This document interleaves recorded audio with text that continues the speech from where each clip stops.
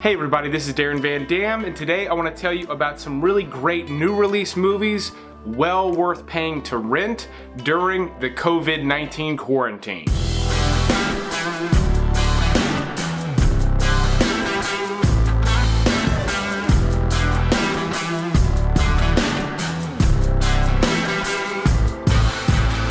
So most of us are stuck at home, we're looking for things to do, and obviously on this channel I recommend a ton of movies you can currently watch on Netflix, Prime Video, Hulu, all of that. But I thought I'd take an opportunity to talk about some really great movies that are available to rent because Universal Studios just released all their major movies that were supposed to be in theaters right now available to rent. So for starters, we're going to talk about The Hunt, The Invisible Man, and Onward. And then I'm going to tell you about a bunch more new release movies, a little bit about each one so you can see which ones are worth you spending the money on. Let me help you. You can't help me. Surprise. Now, The Invisible Man has been out for over a month. I saw it in the theater when it first came out, and I really liked this one a lot. This is actually from writer-director Leigh Whannell, who is most famous for writing the first Saw movie, and he also did Upgrade in 2018, which happened to be my favorite movie of 2018. And The Invisible Man is very similar in terms of quality. Now, I liked the aesthetic and just the story of Upgrade more, but I would argue that The Invisible Man displays his directing skills even better.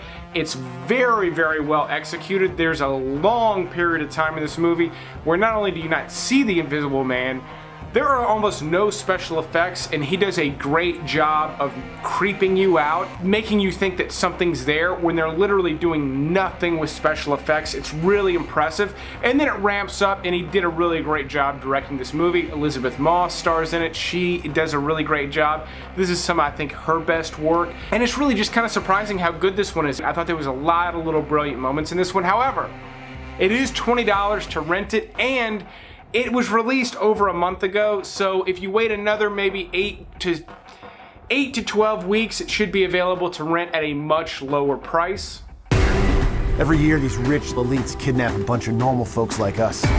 Where'd they get you from? Wyoming. Orlando. Mississippi. This is a real thing. And the same goes for The Hunt. It got released, I think, the day that they started shutting everything down. So this movie was just like dead on arrival. It's also $20 to rent. I liked this one a lot. However, I would say this is definitely a wait for most of you. If you were very excited to see this one and you've got a group of people, maybe 4 people that are going to enjoy watching it for the rental price of $20, I'd say maybe go for it.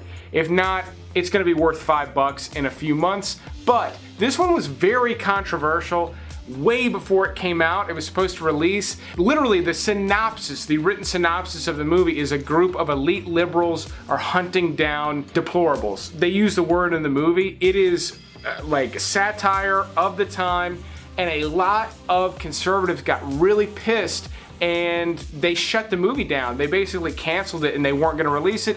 Then they re-announced that they were gonna release it some months later. And it was all this controversy with no one having seen it. I called it at the time. I said, I bet it's the opposite of what people think it is. Without giving too much away, I'm almost always right, and this movie's no exception.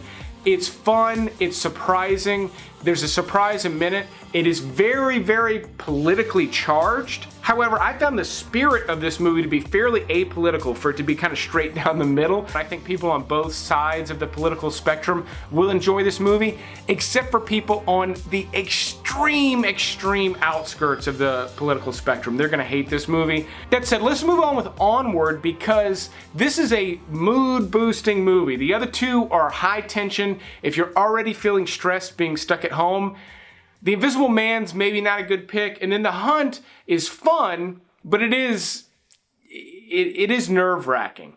Onward is Pixar's latest movie. It got released, I think, a week before everything went to hell, and they're trying to recoup some losses, but you can purchase Onward for $20 instead of renting it, which I think is pretty great. I did it, watched it with the kids this weekend. They were glued to the screen, and I loved it. It's one of my favorite Pixar movies. I am on my way, boys. Just stay out of trouble.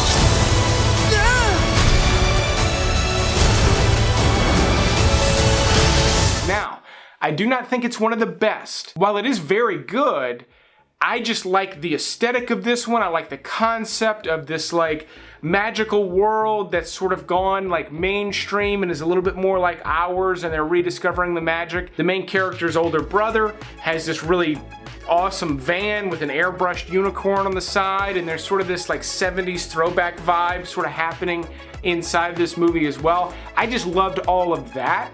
If you played Dungeons and Dragons or anything like that, this is your movie. You should purchase it. You will love this movie. If you have kids and they were excited to see it, it's well worth the $20 because then you just own it forever. But I dug this one a lot. Now, those are the ones that are currently in theaters that you can purchase. I kind of hope other studios do it. However, be aware, when you make these purchases and these rentals, you are voting for this type of thing with your money. That means in the future, if enough people do it, the studios could go in a direction where they're making these movies available at the onset, at their release, maybe for these high prices. I don't know, we'll see.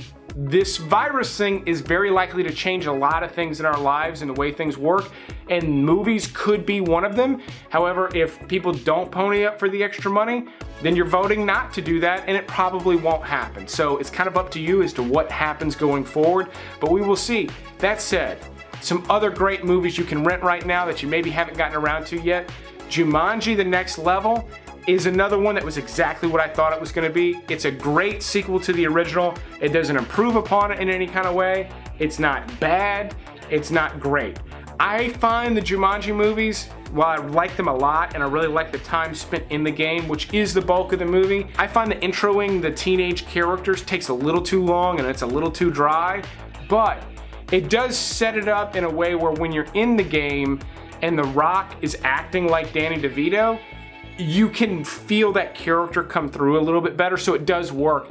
That's what I love about these movies. The different actors that we all love, The Rock, Jack Black, doing these really weird characters is a lot of fun, and then there's a lot of crazy special effects and action sequences and stuff. This is a great one for the family to watch, especially if you have older kids. I enjoyed the hell out of this one and didn't watch it with my kids. To change things up, Color Out of Space is a recent release that is a sci-fi movie based on H.P. Lovecraft. It stars Nicolas Cage. If you cannot stand Nicolas Cage, don't watch this movie. You're not going to learn anything new. If you like Nicolas Cage, or at least you can stand him, you may really like this movie. I liked it a lot. I found parts of it to be a little bit slow, but overall, I really enjoyed it, and I felt like, I don't want to say the ending, but the way the movie left me, as the movie exited and went to credits, I thought was one of the just greatest moments I've had watching a movie in a while. I really liked it a lot, and I've watched it more than once. This was a favorite of mine. Not a strong recommendation because it's a little bit offbeat, but I really like a lot of elements about it. I love H.P. Lovecraft. I like what Cage is doing. I like the visual aesthetic with the pink lights and stuff in this one. And then I also like the director. He's got a long sordid history where his career was basically ruined during the making of The Island of Dr. Moreau. And even though he's made a couple of small movies since then, this is really his return.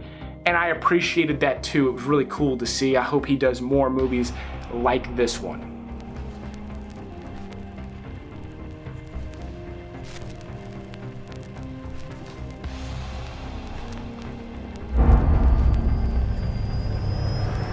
I See You is a small horror subgenre thing starring Helen Hunt. It's kind of a thriller more than a horror movie. I expect that we will be seeing this one on streaming services fairly soon, and I can't say too much about it without spoiling it because this one's just loaded with surprises, but it's a pretty good thriller. Again, very low budget, but I was surprised at how well they made it work with having very little to work with, and I think you will be seeing that one. However, if you want to watch something, if you like my recommendations and you want to watch something kind of fresh and different that I did not get to explain very well, this would be a good way to go. Daddy! Let Neptune strike ye dead, Winslow! Hark! I'm gonna kind of warn you to maybe not watch The Lighthouse. Now, I'm not saying don't watch the movie, but this may not be a good time to watch it This one is actually from the director of The Witch. So if you hated The Witch, there is not a chance in hell you're gonna like The Lighthouse. If you loved The Witch, there's a very good chance you're gonna like The Lighthouse. This is the same director and he goes way further. This is an art house horror movie, but it's about two guys trapped in this lighthouse out on an island, and they're essentially quarantined and they're stuck together and they start to lose their minds. I recently just did a video about outbreak movies and stuff, and some of you were a little skeeved out that I even did the video.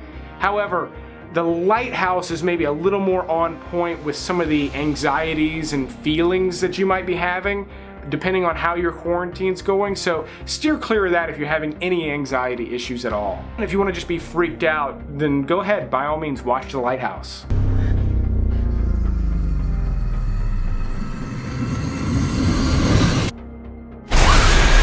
Crawl is one from 2019 that got, I think, overlooked, and it shouldn't have. This is about a girl and her father trapped in a house with a giant alligator during a hurricane. That's almost all you need to know, except for me, that it works really well. Now, it's got some dumb elements to it, as you could imagine. Like, it's not a very serious movie, yet it's just thrilling and it's exciting and it's a nail biter and it's pretty well executed. They do that thing that all movies do where you're swimming underwater and everything's crystal clear and you can see the alligator from, you know, a couple 100 feet away. That's not how water works, especially in a storm. It just turns into chocolate milk. It's got elements like that. Overlook them. This is a fun, basically a monster movie. They're trapped in this house with this thing. It's got some great sequences. It's very thrilling and it's really well put together. So definitely worth checking out if you haven't seen it yet.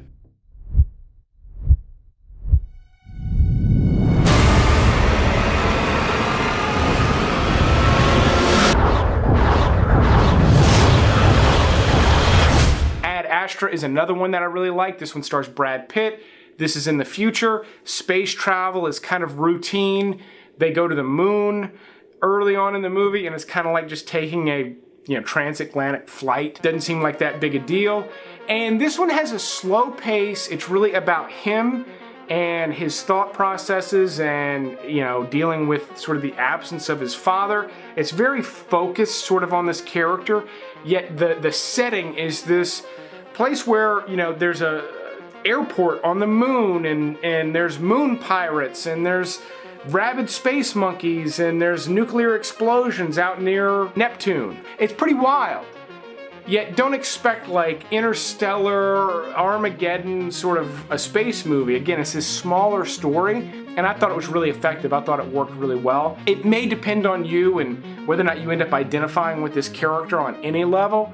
If you don't, this movie might sort of leave you in the dust. If you do, I think you're going to be surprised at how good this movie actually is. But another one that got kind of overlooked last year. Another one for the kids that just got released is Abominable. This one was a lot of fun. It's about a Yeti on the loose. The funny thing is, I think this one is actually from China, and it's not just dubbed, like the mouths and stuff are reanimated to sync up for American audiences with American actors and stuff doing the voices. But it's really fun. It's kind of a sweet movie. It's got this really incredible visual style and some really amazing things that happen because this Yeti does magic. And I thought the story was really good. It's not at Pixar level of storytelling because I've said it before, I think they're the best storytellers in terms of animated movies, family movies, but it's not far off. It really is pretty well put together. It's not sort of a BS, abominable snowman movie. It works pretty well. I was surprised and both of my kids really liked it. If we don't find her and perform the ritual, we're all dead. Found her. God damn it, Emily! I don't know what I'm doing! Ready or Not is a horror subgenre, kind of fun thriller thing, really in the vein of The Hunt. So if you liked The Hunt, definitely watch Ready or Not. If you liked Ready or Not, you're gonna like The Hunt. But this one is about a woman played by Samara Weaving, who I think is one of the most charismatic young actresses working today. And on her wedding day, she learns she has to play this game with her new husband's family. And it's a very deadly game. And it turns out to be a really fun movie. It's bloody, it's gross, but it's a lot of fun. If you like those types of movies, Ready or Not is a great one. It's not gonna be like, I don't think it's destined to become a classic, but it's one of those things, if you spend $5 on it and you like that genre, you're not going to be disappointed. Someone's trying to kill me! Please, go drive now!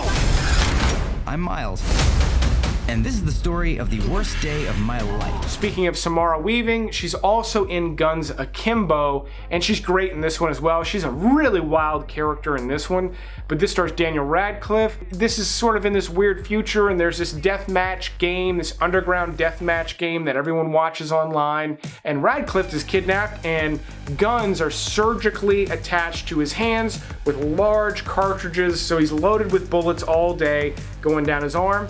And that alone makes for some really fun sequences, and it ends up being a really fun movie.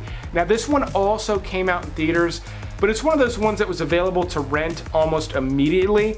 And I'll just tell you, from years of movie watching, I find when those movies are $6, $7 to rent while they're in theaters because they got that limited release, they end up being available on Hulu, Prime, or Netflix.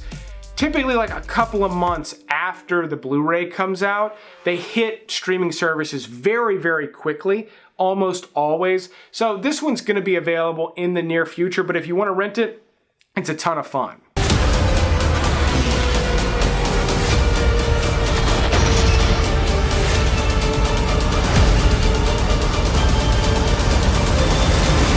Midway is another one that got overlooked last year. This one is about the Battle of Midway. There is a Pearl Harbor attack that takes place early on in the movie. Now, what I will say is it's one of those movies that's sort of like cheaply done, considering it's this big, grand, epic war movie, meaning, I almost hate to spoil it this way, but it's done in a way where the actors are almost never on set together. They're done with green screens. They just sort of react, and then you see this like pre-vised thing, this animated attack scene. It feels a little cheap in that respect, but you look past that. That's just the way the movie was produced.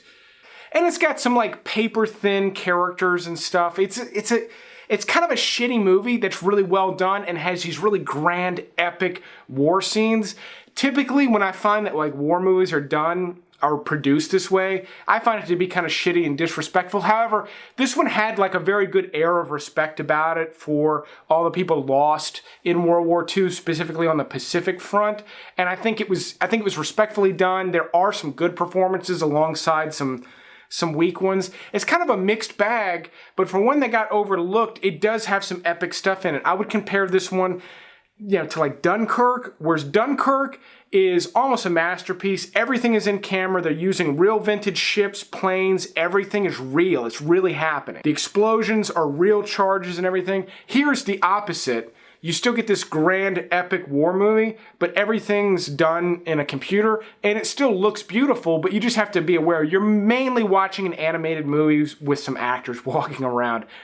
I know I'm not really selling it, but if you love war movies and you can kind of look past the way that this one was produced, it is well done considering. Now, before moving on to my absolute top picks that I think you should rent right now, if you're new to this channel, please click the subscribe button and be sure to click that little bell icon. That way you get notified when I put out new videos that recommend things on Netflix, Prime, Hulu, and other streaming services. So this is my opportunity to talk about Parasite.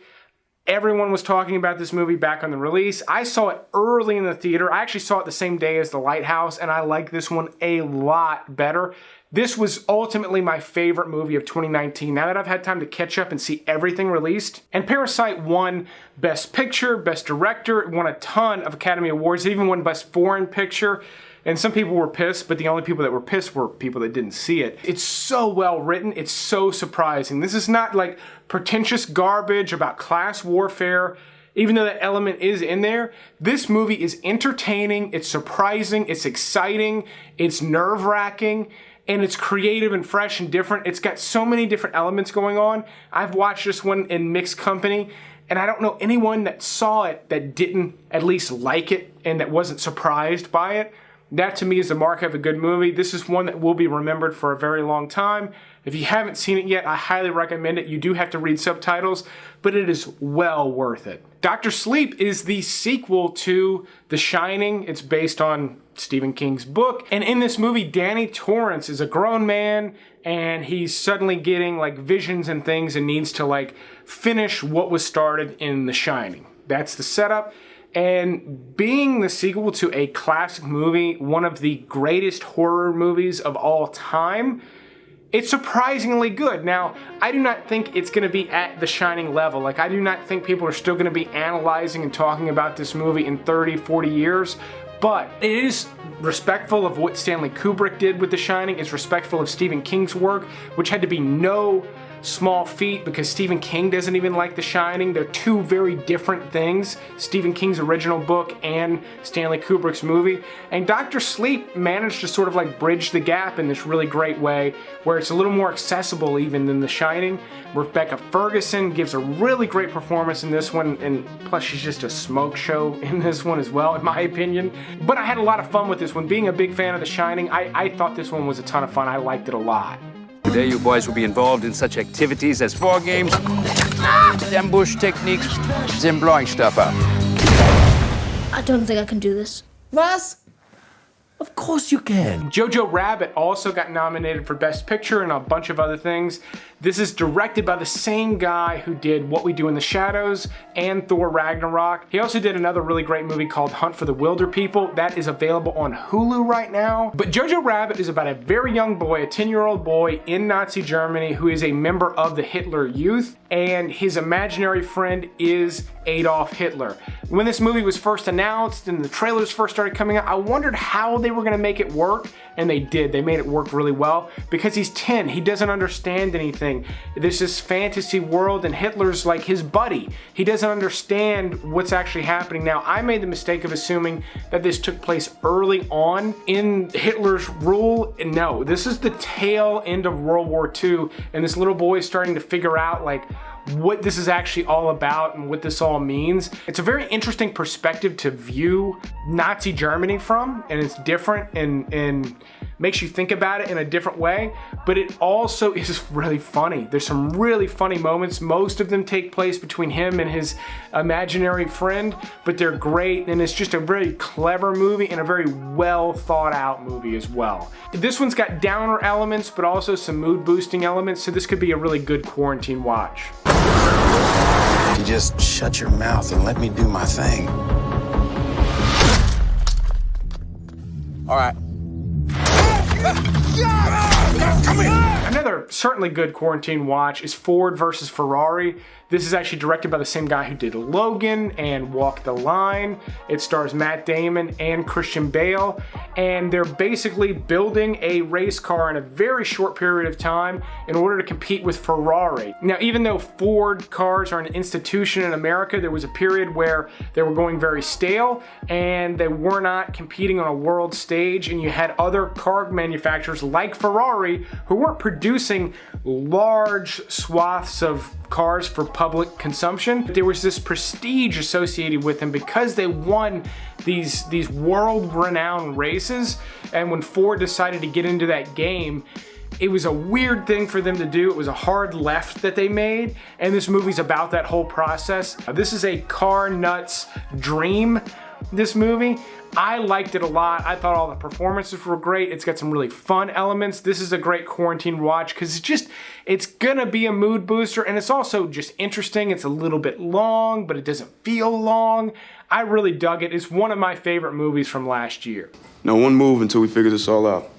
What? Can we ask why? Has something changed? No. No, it hasn't changed, or no, we can't ask? Mr. Stevens, you may continue. Now, my next three probably make my top 5 or 6 movies across the entire 2019 year. First one being Knives Out. This is a fantastic murder mystery. This is actually written and directed by Rian Johnson, who's mostly famous for having ruined Star Wars. Most people hated what he did.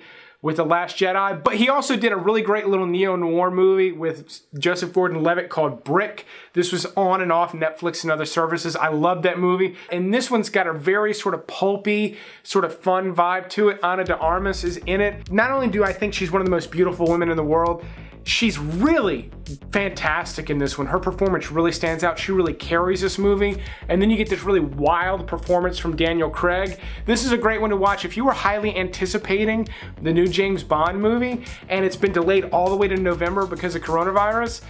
Daniel Craig's great in this, and Ana de Armas, even though she is the lead in this movie, she's one of the Bond girls in the new movie, so it at least gives you a little bit of something to grab onto if you're frustrated that you don't get to see James Bond yet. This is another one that I think wide swaths of people will be able to watch and enjoy. Another sort of interesting element is it mostly, not all, but it mostly takes place in this manor. This whole extended family is kind of crammed in to this manor, kind of like Clue. That kind of could make for a fun quarantine watch, especially if you and your family have sort of been at each other.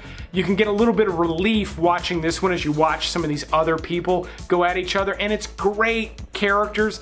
Don Johnson, Jamie Lee Curtis, Michael Shannon, Chris Evans, like amazing cast in this one, and it's just, again, really a fun watch. How many carats is this? What, 4,000 or 5,000 carats? $3,000 a carat? I'm not.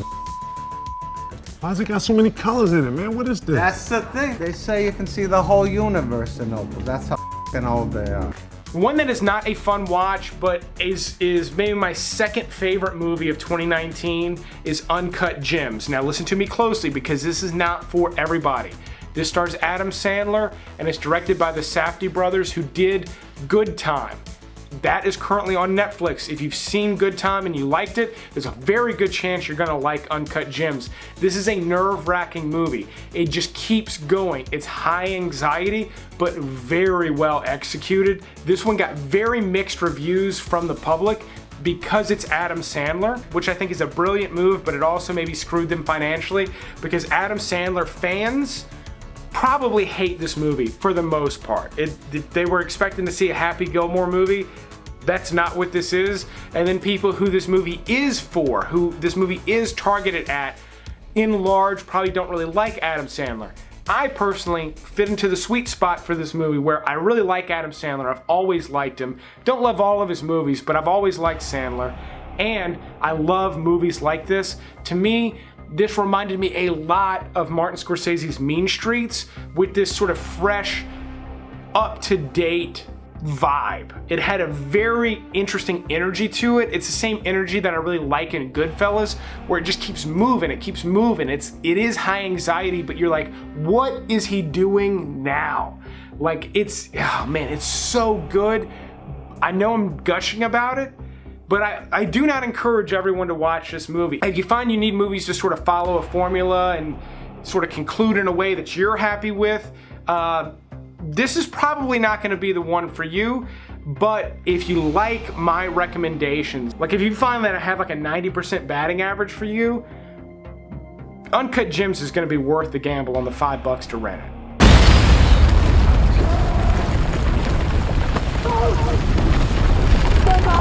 The whole thing's coming down! Come on! Can't see! I can't see! Trust me! Jump! Now, as of March 24th, the day this video releases on YouTube, 1917 is available to rent. This is from director Sam Mendes, who did a whole host of great movies, including Skyfall, American Beauty, Jarhead, Road to Perdition. He's a fantastic director, and 1917 is an amazing war movie. This is World War I, and it is filmed as if it is one long shot. Now, it is not. You can tell when there are a couple of transitions, but production-wise, it is comprised of very long takes. That is very difficult to do. This in many ways is the polar opposite of how Midway was produced. It's much harder to do that, but it creates a much better, much more immersive experience, whereas Midway is a little bit more of a popcorn movie. 1917 is very good. It's very well produced. It's harrowing. It's tense, but then also it's just beautiful. The cinematography is amazing in this one. The cinematography being done by Roger Deakins, who is the best in the business right now. He's done a ton of great movies, including Sam Mendes's other movies, but also Blade Runner 2049. Beautiful, beautiful cinematography, and just sort of an amazing story as well. This one is well worth the rental. I hope you like these recommendations. It's a little unusual for me to do this, but with us all being stuck at home and not going anywhere, might as well spend a few bucks on a movie. Let me know in the comments below which of these recommendations you plan on renting soon. But I will keep making these videos as long as you keep watching them. Thanks for watching this one. You will see me on the next one, and just remember, if you run out of toilet paper, you can always take a shower.